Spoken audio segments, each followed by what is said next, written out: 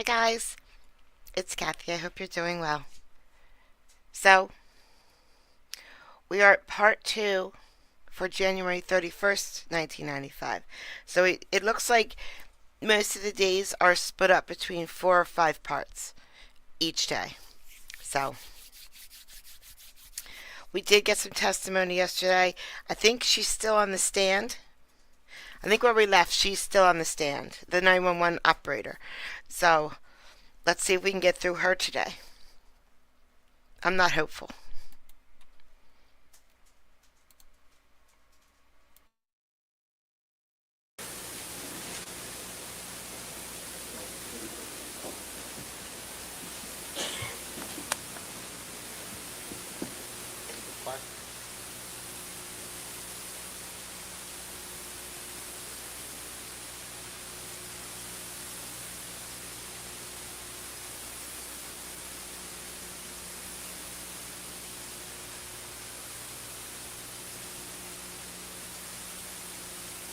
Well, that's a good way to start.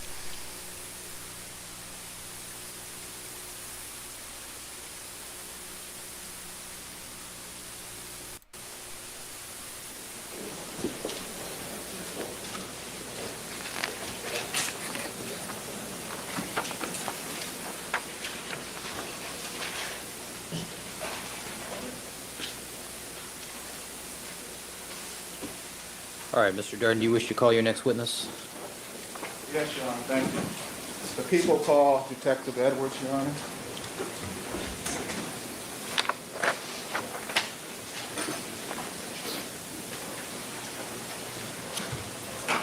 Please raise your right hand. You do solemnly swear that the testimony you may give in the cause no opinion before this court to give the truth, the whole truth, and nothing but the truth, so help you God. Yes, I do. Please be seated and state your swear your first and last name for the record. John Edwards, Edwards. Mr. Darden. Thank you, Your Honor. Good morning, sir. Good morning. Sir, on January 1, 1989, were you employed by the LAPD? Yes, I was. Okay, and what is your present rank today? Detective, Van Nuys Homicide, Okay. And what was your rank and assignment on January 1, 1989? training officer for West LA Patrol.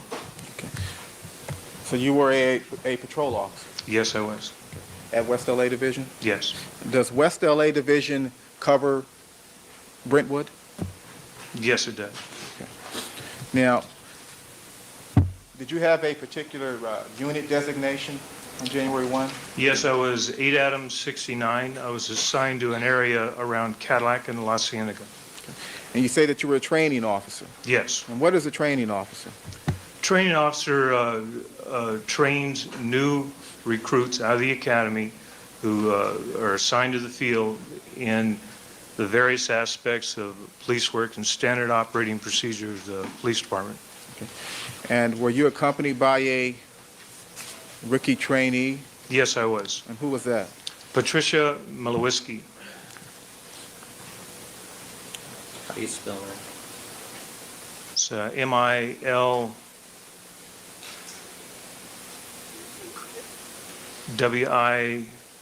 Milwski, I believe. I have the spelling if you need it.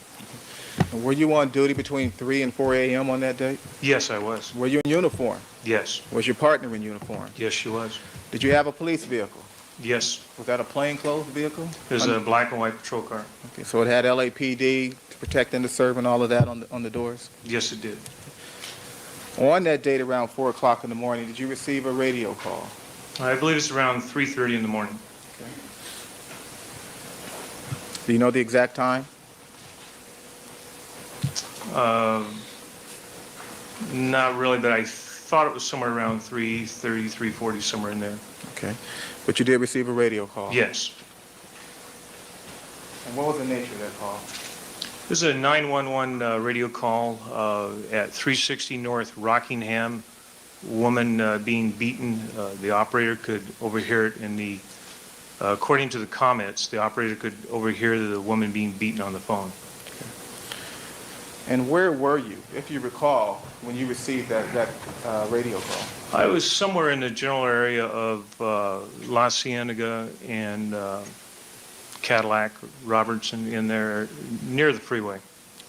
And did you proceed to 360 North Rockingham? Yes, I did. How long did it take you to get there, if you recall? Less than 10 minutes.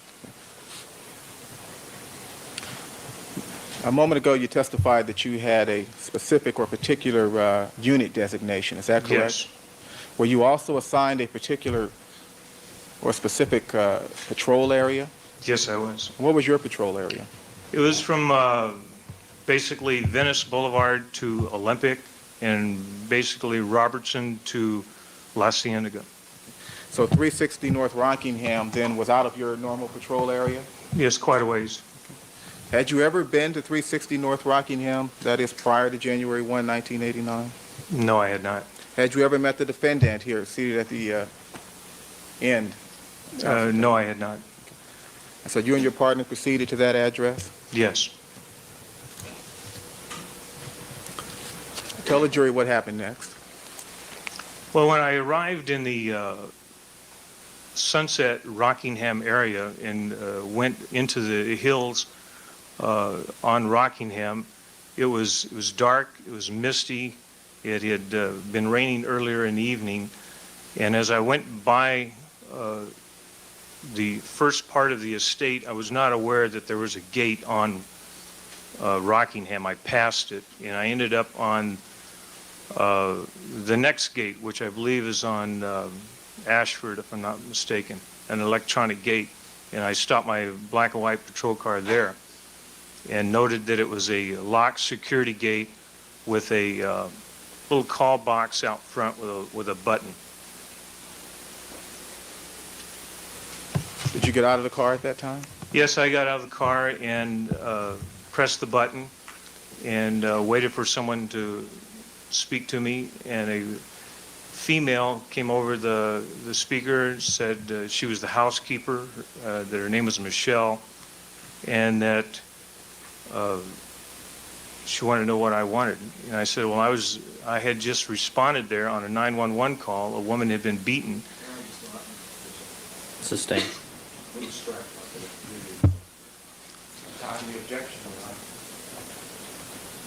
All right, ladies and gentlemen, you're to disregard the last statement regarding what the housekeeper said. All right, Mr. Darden.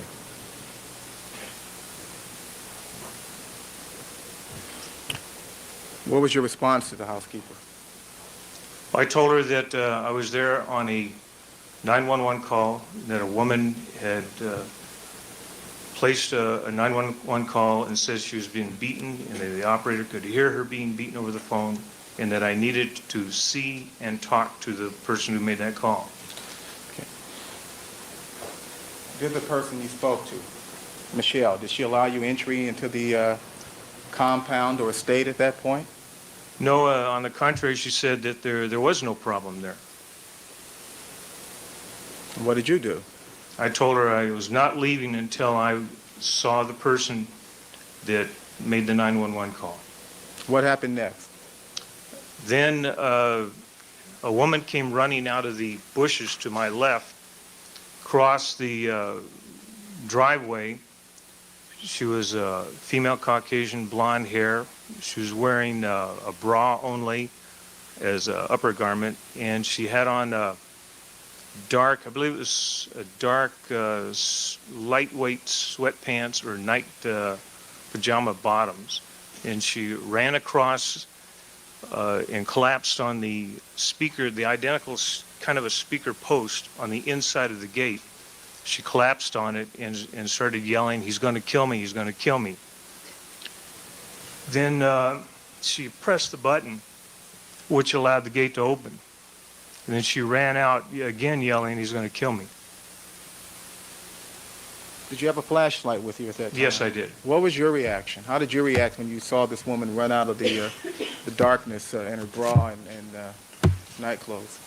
Well, she seemed to be exhausted. Sustained. Jury's ordered to disregard the last question and answer. Mr. Darden, answer the question again, please. What was your response when you saw this woman running toward you, screaming, "He's going to kill me, he's going to kill me"? I illuminated her briefly with my flashlight and then illuminated the bushes around her and near her. and as much of the house as I could. Did you see anyone else at that time? No, I didn't. What was her demeanor as she ran toward you, shouting, "He's going to kill me, he's going to kill me"? She was hysterical.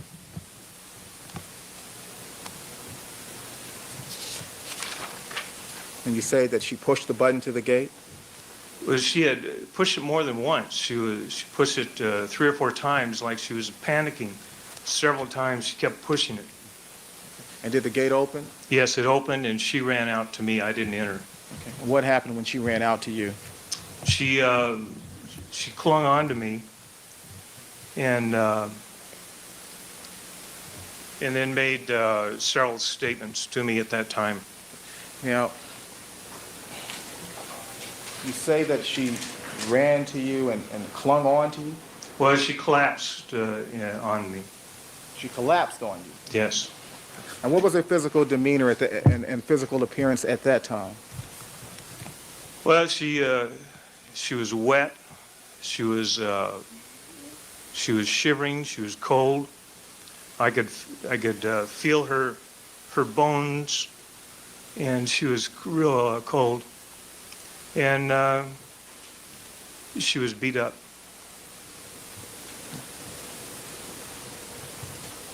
And at some point, did you identify this woman? Yes. Who was this woman that you... Nicole Simpson.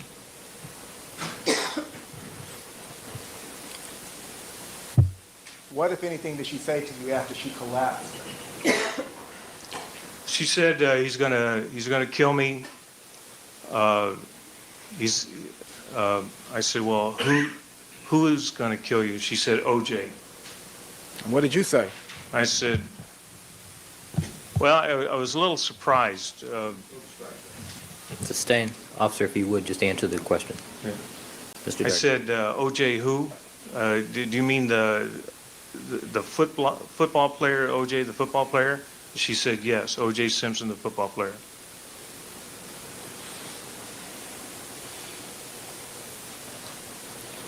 A moment ago, you said that as you saw this woman, Nicole Simpson, running towards you, that she seemed hysterical. Is that correct? Yes. Was she still hysterical as she clung on to you? Oh, yes. And was she hysterical when she told you that it was O.J. Simpson? Yes. How many times did you hear her shout, "He's going to kill me, he's going to kill me"? 4 or 5 times.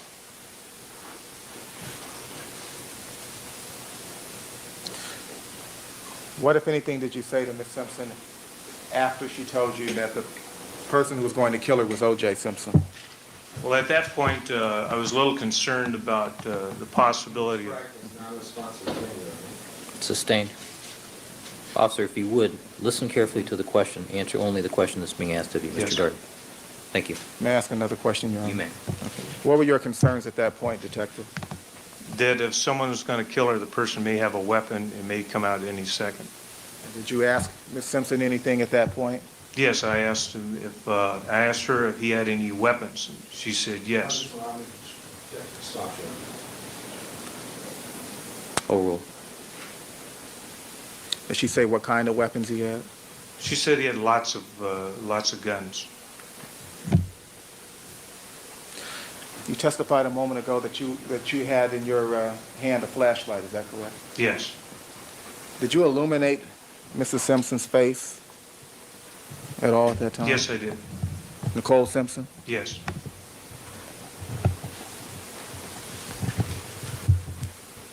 Did you notice any injuries at all on her face? Yes, I did. What were those injuries? She had a cut approximately 1 inch, I believe, on her left upper lip. She had a swollen right forehead, and I believe her left eye or right eye was starting to blacken. It was swollen, and she had some sort of an imprint or some sort of a swollen mark that you could see on her cheek. I believe that was also on the right cheek, and she had a hand imprint on her throat, on the left side of her throat. You saw a hand imprint on the left side of her neck? Just the fingers. Overruled. Answer the statement.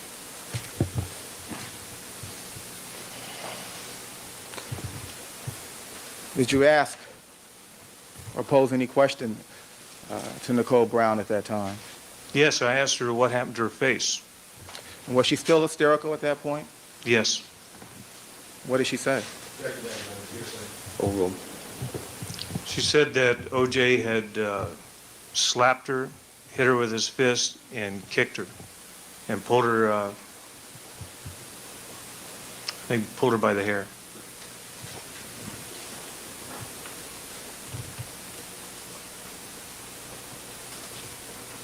What happened next, Detective?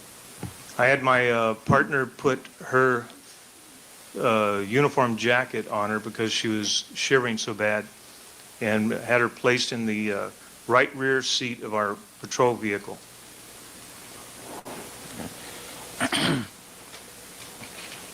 And where was your partner at that point in time?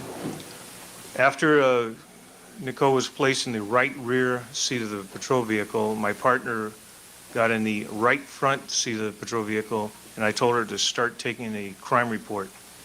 And she got the preliminary investigation report, put it on a notebook, and at that point, Nicole was repeating things rapidly. Okay. Now, you indicated earlier that the gate opened after Nicole hit the button 4 or 5 times. That's correct. Did the gate close after she exited through the gate? Yes, it did. Did you enter the compound or the estate at that time? No, I did not. You remained on the outside? Yes.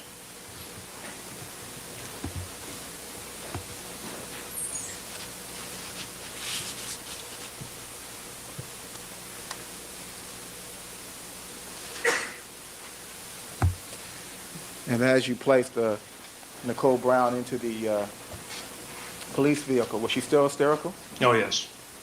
Was she still shaking? Yes. And did she say anything at that time? Overruled. Did she say anything at that time, Detective? Yes, she made a series of spontaneous statements prior to us attempting to ask her any questions. What did she say? She said, you guys never do anything, something to the effect, you never do anything about him. You come out, you've been out here 8 times, you never do anything about him. And she says, I want him arrested, I want my kids back, I want to go in the house. Had you been out to 360 Rockingham, North Rockingham 8 times prior? Overruled. No, I had only been in the division for, Overruled. Overruled. He can answer that way. I'd only been in that division for a very short period of time, and I had never been on that street. And did you respond to Nicole Brown when she said, you guys have been out here 8 times before and you never do anything? Not much I could say about that, no.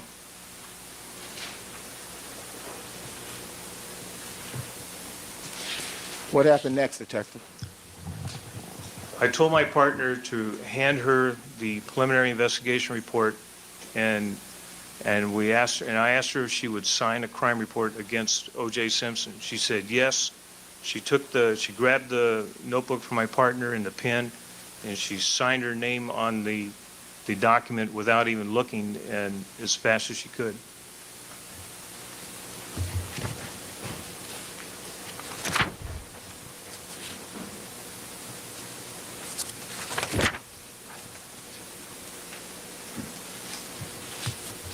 What happened next? Then I turned my attention back to the gate as my partner was getting the rest of the details for the report, and I saw Mr. Simpson walking towards me from the house wearing a bathrobe. When you say Mr. Simpson, you're referring to the defendant seated here in court today? Yes, O.J. Simpson wearing the gray jacket, suit jacket. Indicating the defendant. All right, Mr. Darden, do you have much more? Yes. All right, ladies and gentlemen, we're going to take a 15-minute recess. Please remember my admonition to you, don't discuss the case amongst yourselves, form any opinions about the case, or allow anybody to talk to you. This will be a 15-minute recess, and I'm going to ask you to step back into the jury room, and we will resume at 11 o'clock. So, the jury gets to go into the jury room and just sit and think about what they just heard. The judge stopped it at that point without hearing what OJ came out and said or anything. I don't know. Does he? Or is he about to yell at the lawyers? Or are we about to get into a discussion with the lawyers?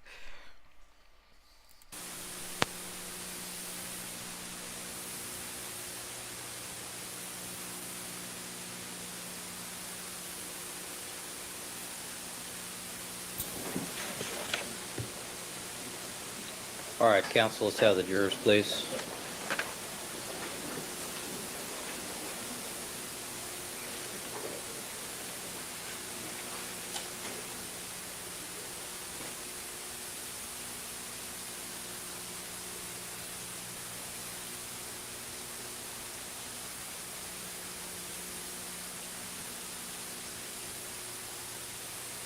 He said he wasn't done. He had a lot more to go.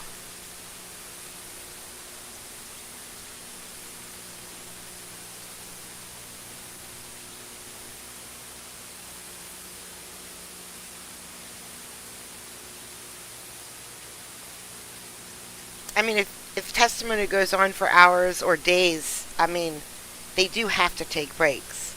But what a time to break. Whew. He's going to kill me.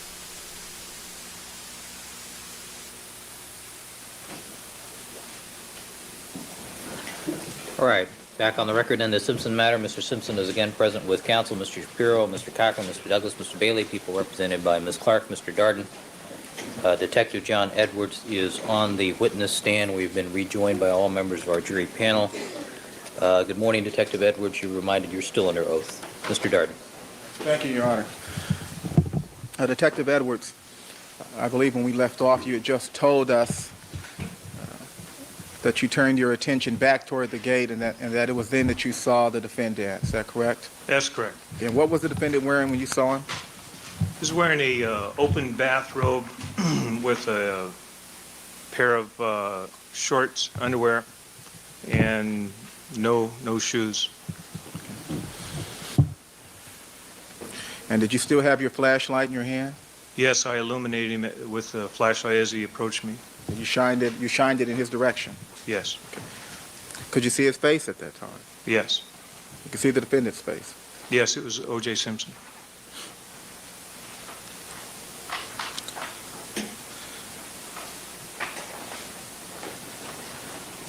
Were you still outside the gate? Yes, I was outside the gate. And the defendant, which side of the gate was he on?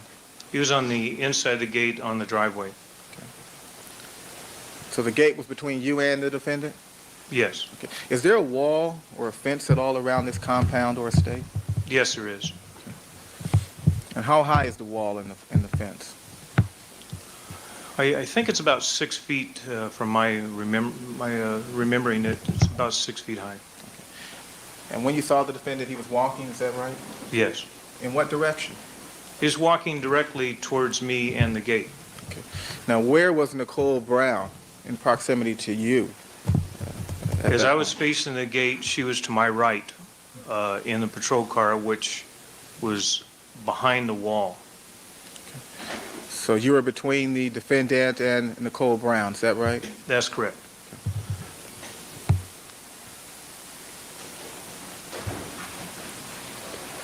When you shined your flashlight in the direction of the defendant's face, did he seem angry at all? It's a leading question. Why don't you rephrase the question?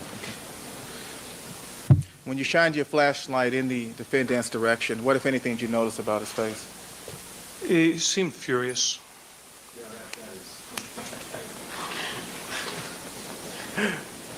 Even he has to laugh. I'm sure. The counsel has to laugh at that. Witness to testify now, Mr. Darden. Mr. Darden? What's wrong with that question? All right, You answer. saw the defendant's face. Yes. What was his demeanor at that time? Better question. Thank you. You're welcome. He seemed very furious. Did he say anything at that time? No, he was still approaching the fence. I put the link in every single video description of where I'm getting these videos from. So if you want to go to the end, you actually can. You can go and you can watch the end, and then you'll know, even though we all know. And how would you describe his pace or his gait or his walk at that time It was rapid and deliberate toward you? towards me. Were you concerned for your safety at that point? Full roll. I illuminated his hands in his waistline area Full roll. for any possible weapons because of statements made to me about him having lots of guns. Okay. Did you notice the defendant carrying a gun at that time? I could see no weapons in his hands, and his waistband was clearly visible, and I saw nothing in his waistband area. What happened next, Detective? The defendant approached directly to me at the gate where he was on one side and I was on the other. We were in close proximity. Then he appeared towards the black and white police vehicle and he started making some statements. And when you say the defendant peered toward the black and white police vehicle, you're saying he looked toward your police car? Yes. And where was Nicole Brown at that time? She was seated in the right rear seat of the patrol vehicle with the door closed. And would that be the side of the vehicle closest to the gate? Yes. And you say the defendant started Don't you worry about it. saying things? Yes. And what was his tone of... Maybe when it gets real hot, use soapy water. But wait till it gets real hot. She has candle wax spilled everywhere. You got to heat it with the iron. You got to get it real hot. You got to melt that whole thing completely. voice as he said those things? Extremely angry and loud and rapid.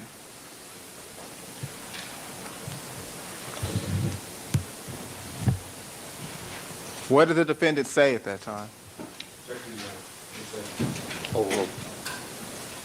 Said, I don't want that woman in my bed anymore. I got two other women. I don't want that woman in my bed anymore. Now, did he say this? Or did he shout it? Or He shouted it, I believe, twice, and he pointed at her. Well, he pointed at my patrol vehicle while he was making the statement. did you realize at that time that the woman in the patrol car, Nicole Brown, was the defendant's wife? Yes. Her name is Nicole Brown Simpson.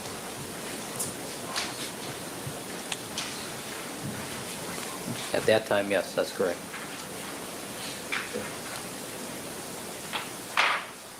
Mr. Darden.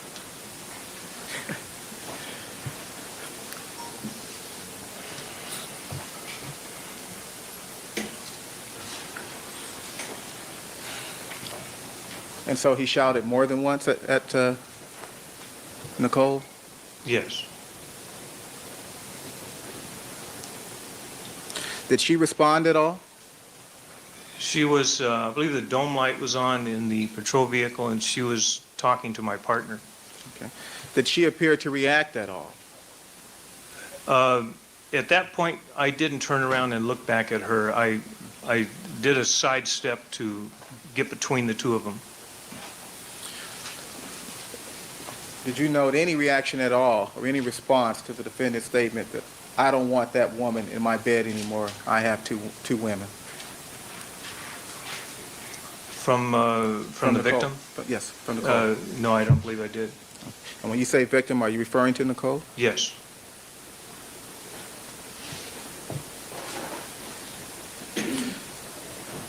Did you respond to the defendant after he made these statements repeatedly? Yes, I did. What did you say to him? I tried to make eye-to-eye contact with him to focus him to me, because I was talking to him. And after a short period of time, I was able to get him to focus on me. Well, And let me interrupt you there. Where was the defendant focused during the meantime? on the rear of my patrol car. And once you were able to get the defendant to focus on you, did his demeanor change at all? He did. He slowed down, and his temperament dropped down enough to where I could talk to him. And did you and he have a conversation at that point? Yes.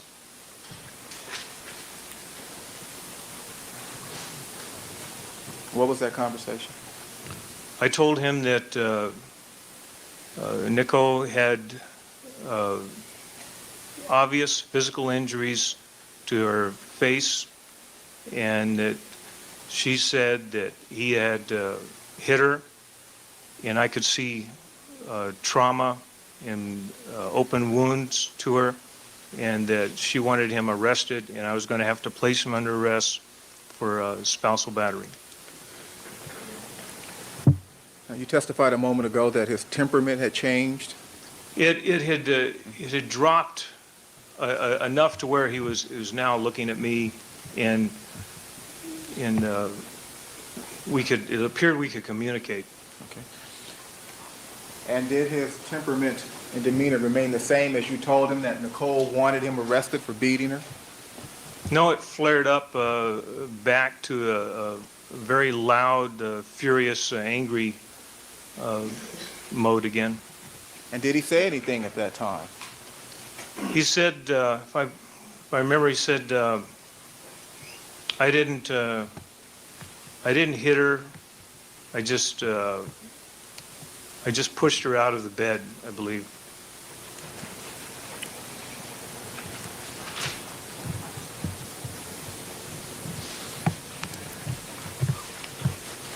You did write a report regarding this incident at some point, is that correct? Yes. Okay. And are you certain as to what the defendant said at that point in time? No. Did you describe the defendant's comments in your report? Yes, I did. And would it refresh your recollection if you were to read your report, that is, as to what the defendant said specifically at that time? Yes. May I, Your Honor? I'll show the page to counsel. Page 3 of the supplemental report.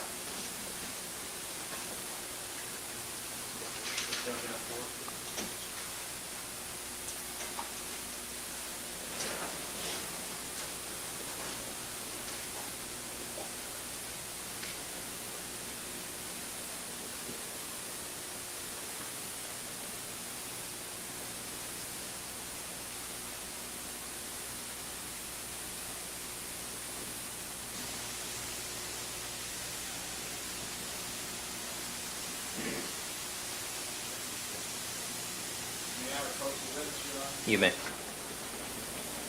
Showing you page 3 of a supplemental police report. Do you recognize that page? Yes, this is my handwriting, the report I filled out in 1989. And directing your attention to paragraph 4, would you read that to yourself, please?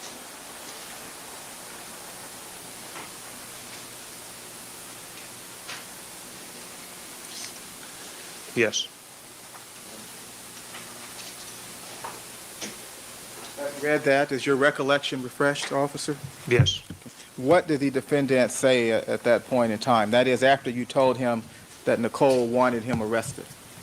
He said, I didn't beat her, just pushed her out of the bed, nothing more.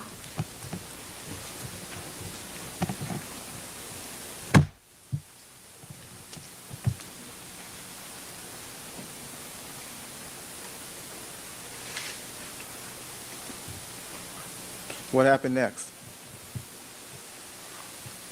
Then I tried to explain to him again that I was going to have to place him under arrest for beating his wife. And then he made another statement to me. Was he still angry? Oh, yes. And this next statement, the one you're about to describe, did he speak in a normal tone of voice? No, he was extremely agitated, angry, and he was yelling. And when he spoke to you the next time, was he yelling then? Yes. What did he shout or yell at that point? He made, I believe it was basically two statements. One was, uh, I believe this is a family matter. Uh, You've been up here 8 times before and never did anything before, and there was another statement. I can't remember exactly the phrase, but he emphasized that one. Well, did you include that phrase in your supplemental report? Yes, I did. Would it refresh your recollection to see the Yes, report again? it's been 6 years. I'm afraid it would. Page 3,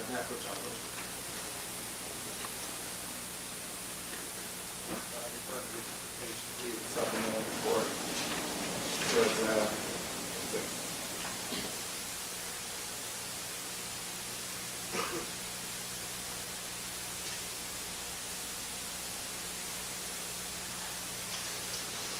Detective, let me hand you page 3 of your supplemental report. I'm going to ask you to read paragraph 6 to yourself.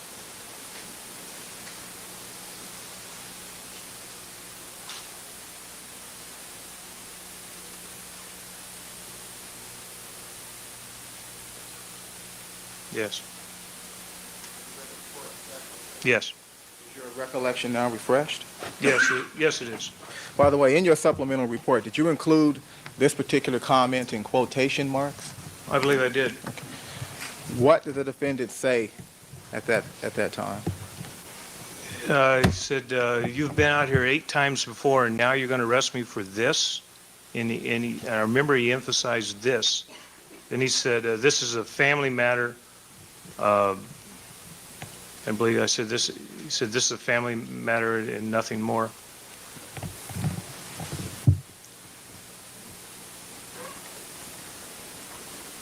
And did you respond at that time? Yes, I believe I told him at that point that he was going to have to get dressed, and I was going to I would place him under arrest, and he was going to have to get dressed and come to the station with me when my supervisor arrived. And when you told the defendant that he was going to be arrested, were you still on the outside of the gate? Oh, yes. And was he still on the inside of the gate? Yes. And had he opened the gate or allowed you onto the property at that point? No. Had you asked permission to go onto the property at that point? No. You told him to go get dressed. Yes. Did you ask to accompany him back into the house as he got dressed? No.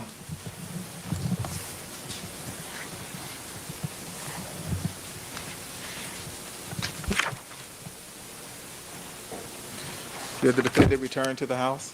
Yes, he did. And what was the next thing to occur? What happened next? Then I turned around to see how the report was going with my partner in Nico Simpson, and I requested my supervisor to respond to the scene. And then suddenly I heard the gate open, and I saw somebody come through the gate. It was a female. Could you describe this woman, please? It was either a Hispanic or a Filipino lady. I can't remember, but she went directly to the right rear door of the police car. And what did she do when she arrived at the right rear door of the police car? She opened the right rear door and reached in and grabbed Nicole Simpson by the right arm and started pulling on her and saying something. What did she say? I believe it was Nick. Sustained.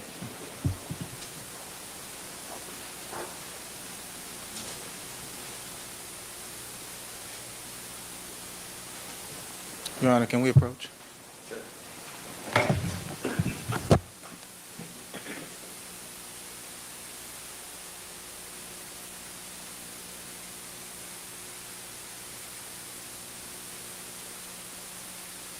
Oh gosh, hurry up. I never knew any of this happened. I want to know what happened.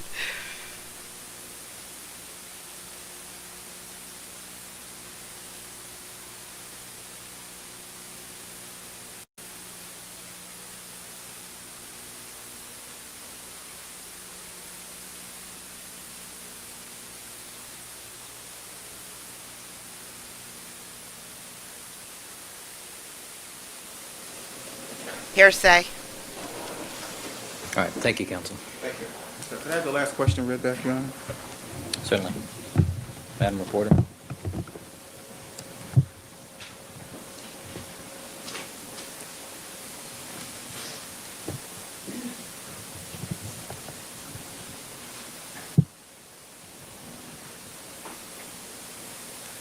Question, what did she say? Answer, I believe it was.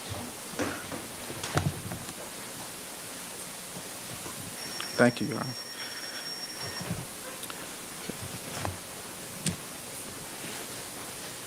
The woman came out of the gate and went to the patrol car, is that right? That's correct. And you heard her say something? Yes, I did. And did you recognize that voice, that woman's voice at that time? Yes. You'd heard the voice before? Yes, it was the woman on the speaker box that told me nothing was occurring in the house. And this woman was pulling on Nicole? Yes. Did she And you speak with just you let her. prior to going over to the patrol car and grabbing Nicole and pulling on her? No, she did not.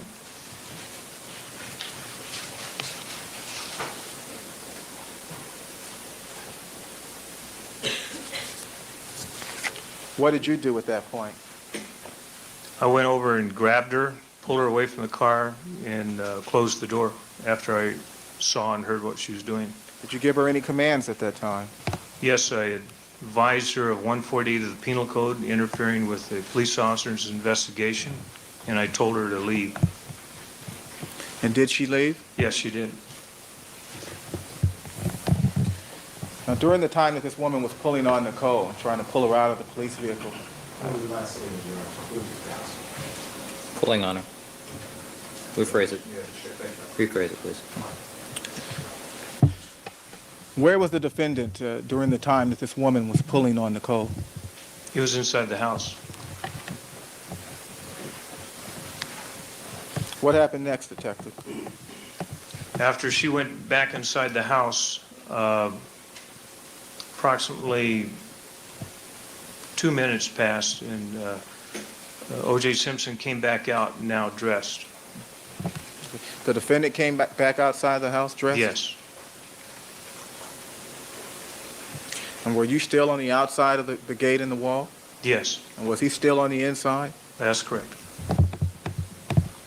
Did the defendant say anything at that time? Yes, he reapproached the wall. This time he was on the other side of the brick wall itself, the block wall. It wasn't near the gate. He peered over the wall, and we had a conversation again.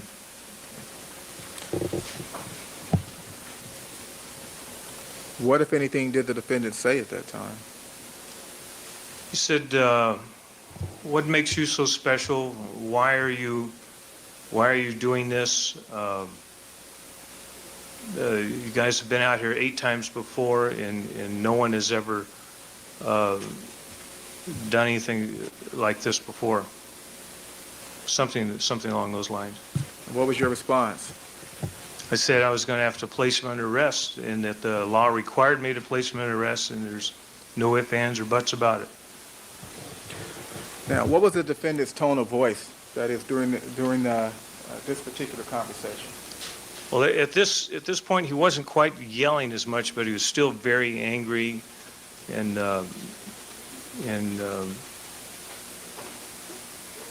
hostile. Overruled. Overruled. Now, did you testify earlier that you'd already contacted the supervisor?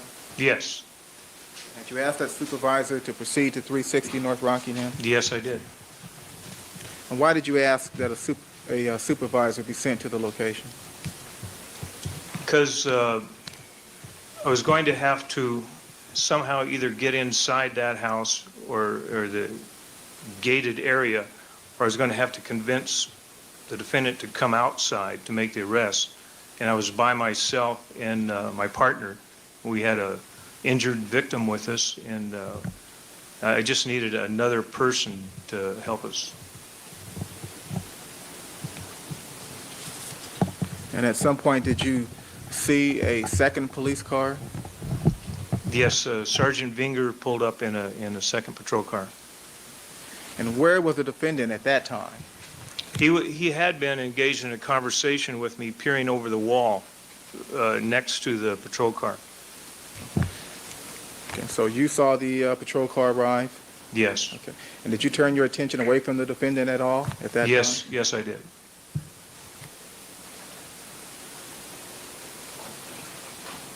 And where did you turn your attention? I walked over to explain to the supervisor what we needed to do. And when you did that, when you walked over to the supervisor, was the defendant still on the other side of the wall? No, he had walked away from the wall. What happened next? As I was explaining to the supervisor what had transpired and what we needed to do, I saw a blue Bentley start up, the light start up, turned on, and it went out a driveway that I was not aware was there. It went out a driveway onto Rockingham, out another gate similar to the one I had been standing in front of, and the vehicle went southbound on Rockingham. And how fast was that vehicle going as it left 360 North Rockingham? I believe it was around 45 miles an hour, somewhere in there. Were you aware that the defendant was leaving? I had no idea that there was even a gate over there. So you were surprised to see the Bentley leave the property? Yes, I was. Answer will stand. How much time elapsed between your telling the defendant the last time that he was going to be placed under arrest and your viewing of the Bentley as it left the Rockingham address? About a minute and a half.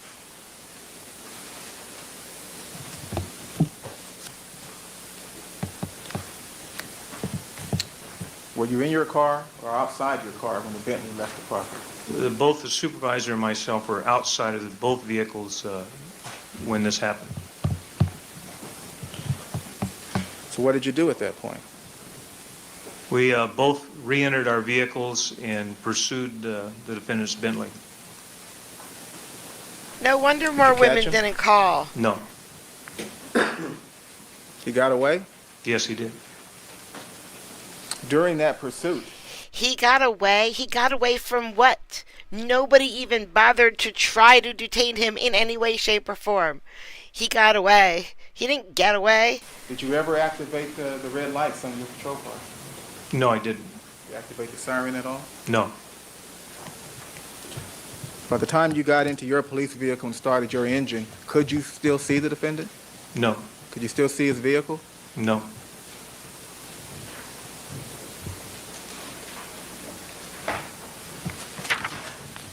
Did you arrest the defendant that day or that night or that morning? No, I did not. Did you ever arrest the defendant? Physically, no.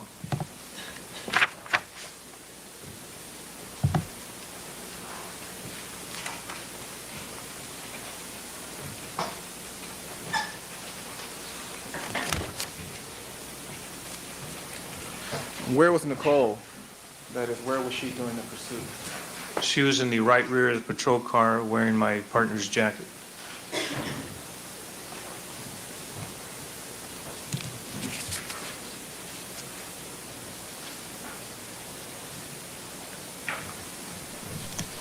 Now, I'm going to take a wild guess at what happens next, guys.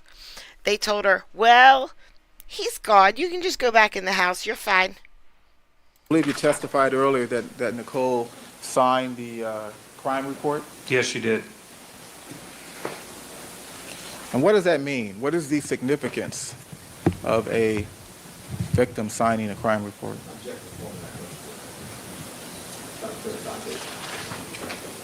Sustain. What is the significance of Nicole having signed the crime report? What's the objection? Sustain. Foundational. Did you have a crime report at the location? Yes. Okay. Was that crime report handed to Nicole? Yes. Did she sign it? Yes, she did. Did you see her sign it? Yes. Did you see her signature on the document? Yes. Did you retain that document? Yes, I did. Strike that. Why did you have her sign the crime report? Well, in our 273.5, you don't really have to have the signature, but This was her, whatever her statement was to us, when she signed the report, this is by law what she is representing as the truth.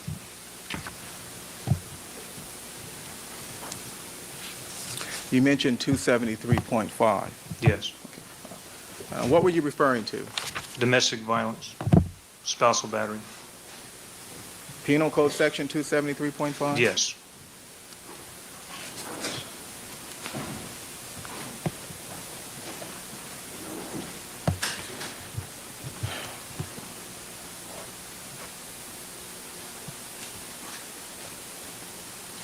You earlier testified to the injuries that you saw on Nicole's face and neck, correct? Yes. Okay. Did you offer her any medical treatment? Yes, I did. What did you offer to do? I offered to drive her to a emergency room and get her treated right then and there. No, he didn't. He said, and while you go into your house, you might want to put some ice on that. And what was her response? She said she wanted to go back to the house to her children. She wanted to be with her children.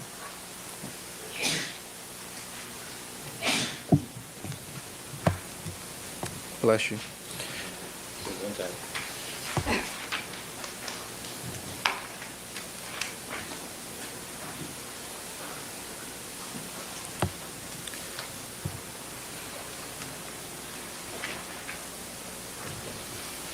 Did you ask her to go to the station?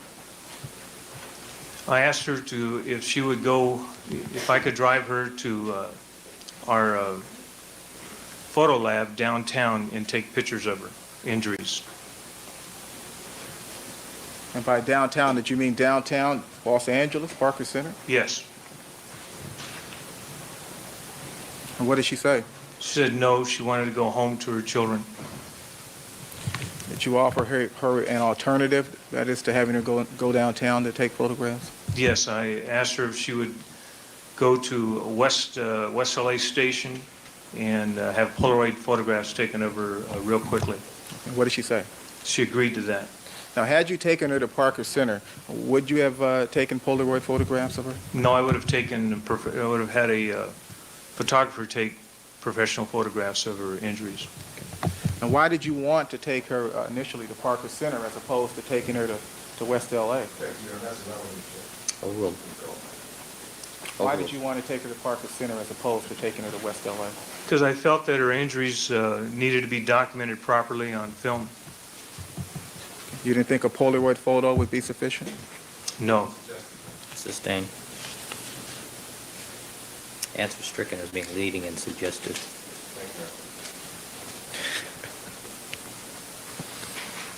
Although perhaps self-evident. I think the jury knows the difference between a Polaroid photo and a I'm sure they hard film photo. Did you take her to West LA Station? Yes, I did. Did you attempt to photograph her injuries? I photographed her injuries myself. And what kind of camera did you use? Used a Polaroid 600, I believe.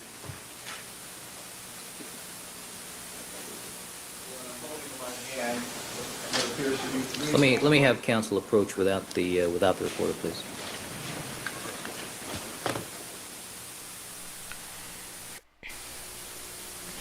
One of your colleagues? That's one of my colleagues. I'll fix that. I'll fix it. All right, guys. We made it through an hour. Oh, I'm so mad. I'm like so mad. Courtroom Cat is about to start. So we can go there in a couple minutes. I know, Lori. I know. That went so fast. My courts are about to open. We need a different time to do these so that we can do like 7 of them in a row. Just kidding. I'm just kidding. We'll be back. Not tomorrow, though, because tomorrow is... I don't know, I might do it tomorrow because I'm so mad. I want to see what happens next. But I don't want to step on Courtroom Cat's toes, and I don't want to miss my courts opening up. I have work I got to get done. I got to get court for you guys. So, Oh, poor Mel. So maybe this trial, even though opening, all of that crap with the opening statement was horrible, maybe the trial will be really good. Because so far it is. First witness was really good. Oh, I'm so mad. I'm so mad at them. All right, guys. Thank you so much for coming out. I'm going to go yell at my Fozzie Bear to take out my madness. I will see you guys really soon. Have a great day, guys. Thank you so much.